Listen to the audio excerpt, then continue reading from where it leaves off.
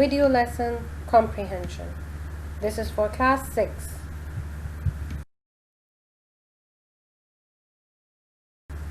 Today our lesson is from Unit 1, Mother to Son, Comprehension plus Vocabulary.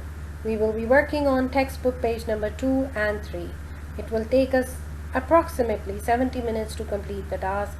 You would be needing your textbook, notebook, pencils, sharpeners and erasers. So let's get started.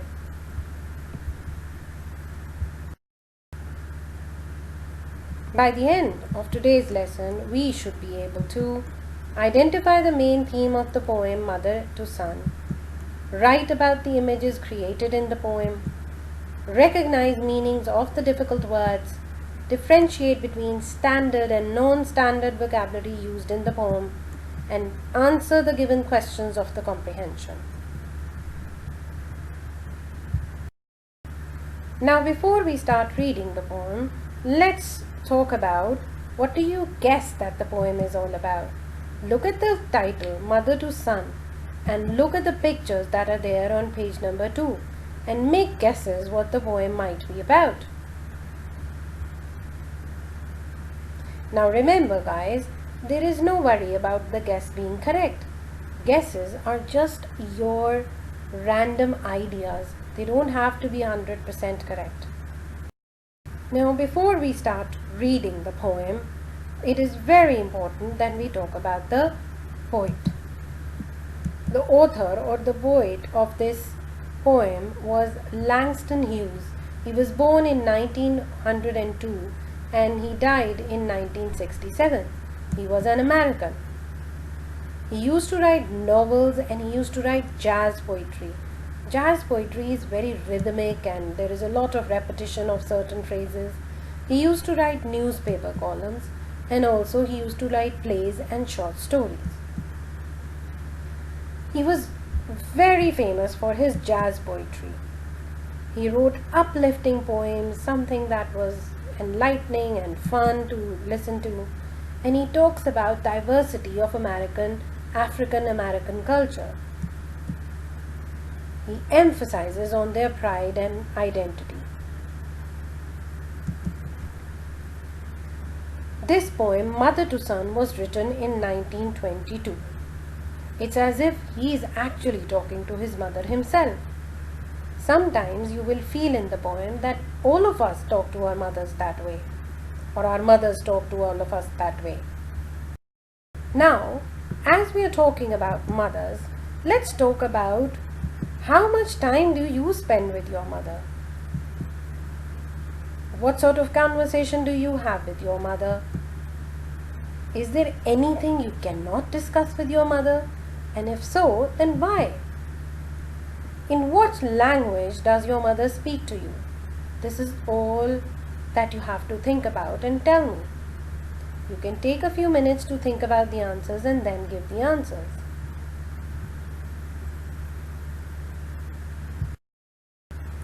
Now, well, after talking about the mothers, let's see what vocabulary we would be coming across in the poem. Acclimbing. Do you see the word acclimbing? It means climbing. Ain't. And it is informal and it means am not. Crystal. A high quality clear colorless glass. Honey. Here it is a term of endearment, as if you are calling somebody dear or sweetie or darling. I see. A non-standard way of saying I have. In the second instance or in the poem, this stands for I am. Kinder, kind of. Landings, landings like the flat area without steps or a stairway takes a turn. Set down, sit down, stop or rest. Splinters, they're the sharp, tiny pieces of wood broken off from the main body. Remember when we touch a rough wooden surface, some tiny pieces of wood goes into our finger? That is what we call a splinter. Tacks, short nails with flat head. It is usually used to hold down carpets. That's example. Now, before I start reading the poem, I want you to look at these questions. because you will be looking for answers of these questions in your poems. Who is speaking in the poem and to whom are the words addressed? What does the speaker compare her life with? What does the speaker encounter on the stairs? Even though there have been obstacles in the way, what has the speaker done to continue her journey? Which 3 pieces of advice does the speaker give to the boy? Which sentences are repeated in the poem? Which line is the shortest and why do you think the poet made this line so short? So now let's read the poem and find out the answer. Now let's read the poem. Well, son, I'll tell you, life for me ain't been no crystal stair. It's had tacks in it, and splinters and boards torn up, and places with no carpet on the floor, bare. But all the time I see been a-climbing on, and reaching landings and turning corners, and sometimes going in the dark where there ain't been no light. So boy, don't you turn back, don't you set down on the steps, 'cause you finds it's kinda hard. Don't you fall now, for I see still going, honey, I see still climbing. And life for me ain't been no crystal stairs. Langston Hughes. Now that you have listened to the poem, you can pause the video over here and your teacher can read the poem to you, or you can read the poem yourself as well and find out the answers of these questions. Take your time, pause the video over here. Now let's get started. I hope you have found the answers of all these questions. If not, then pause the video. Who is speaking in the poem and to whom are the words addressed? The mother is speaking in the poem and she is talking to her son. Good job. What does the speaker compare her life with? Yes, she compares her life with bare wooden stairs with splinters. Remember, I told you what splinters are. What does the speaker encounter on the stairs? She encounters the dark. What do you mean by dark? Yes, she might have encountered a lot of hardship and troubles, and that is what is meant by the dark.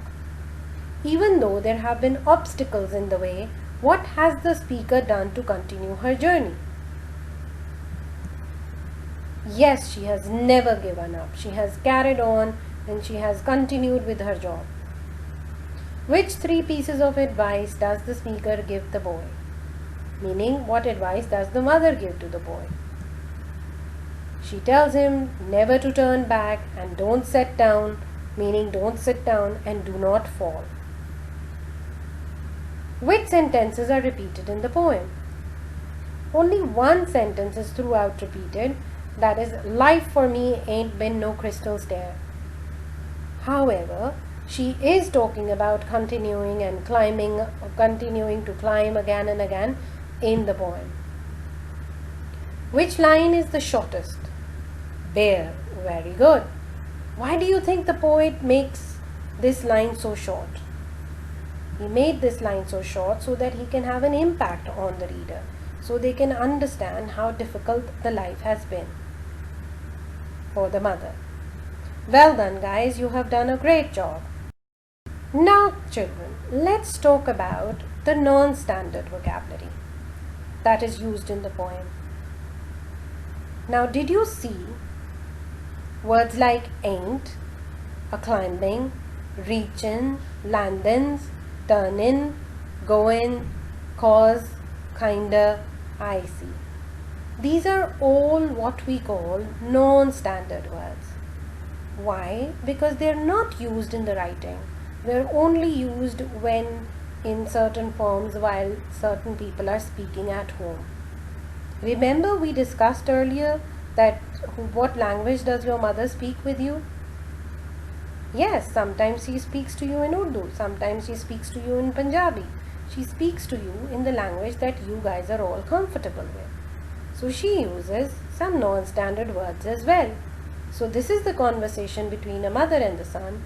That is why you come across some non-standard words.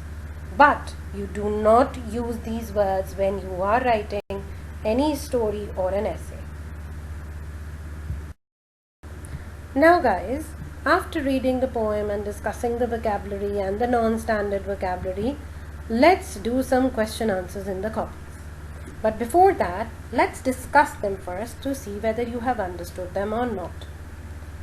Take 5 minutes to think about the answers of these 3 questions and let's see whether you have understood it or not. What is the mother's experience of life? The mother's life had been very difficult, but she had never ever given up. Why do you think she is telling her son about her life in this way? You can give your own answers. She might be sharing her experiences to encourage him never to give up, or she is motivating him to work harder. Thinking about the words and phrases used in the poem, that is the imagery, what points in the woman's real life would these represent? For example, tacks, splinters might represent hardships for a particular kind. Which hardship could she have gone through? Go through the poem and find other images. Write what these may represent in real life. So what can you write in this? There can be many different answers for this. She has gone through hardships and painful moments.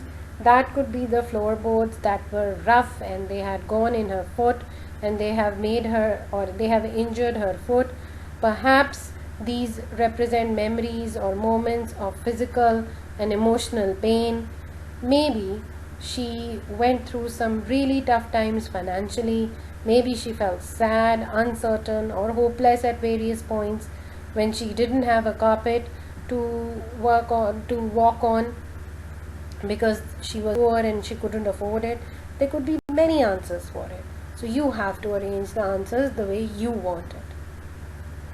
Now take 15 minutes and answer these questions in your notebooks quickly. Best of luck!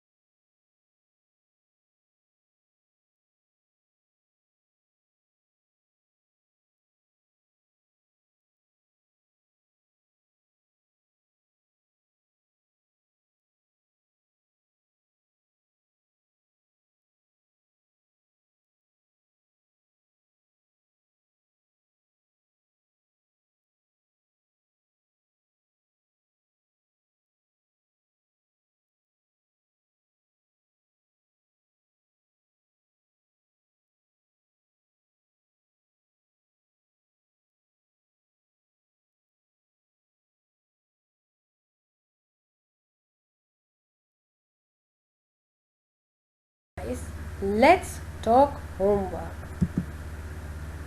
You have homework 1, that is, you have to answer these questions in your copy from page number 3.